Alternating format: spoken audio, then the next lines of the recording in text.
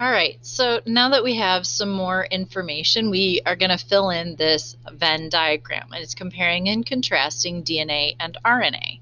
So you're going to drag and drop each of the statements into the Venn diagram. On the left, you're going to put it if it only applies to DNA. You'll put it on the right if it only applies to RNA. And then you'll put it in the middle if it applies to both. Excuse me. So what you're going to do is do this on your own again. The only way you learn is try it yourself. Even if you make mistakes, then you know you're learning. So that's okay. I want you to do it on your own first. So go ahead and pause and then click play after you're done trying to solve it yourself. Okay, so here's where we're going to start. We've got containing guanine. Both DNA and RNA have the base named guanine. And then we also have cytosine in both of the DNA and RNA bases. Normally double-stranded, DNA looks like that twisted ladder or the double helix.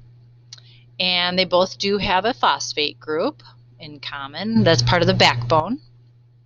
And they do both contain adenine. So adenine, guanine, and cytosine are the bases that they have in common. It's the thymine and uracil that will be different.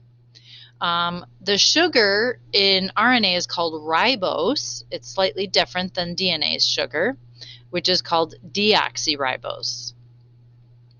And then we have uracil is the base. Instead of thymine, we have uracil for RNA.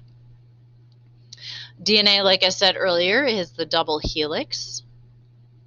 And RNA is normally single-stranded. They are both considered nucleic acids because they can be found in the nucleus. In eukaryotes, DNA cannot leave the nucleus. It's too big. Double-stranded doesn't fit through those pores very easily.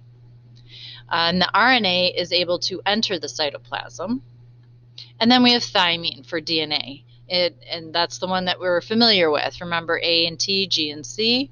But in RNA, like I said, the U is different. So A and U pair together for RNA and then G and C.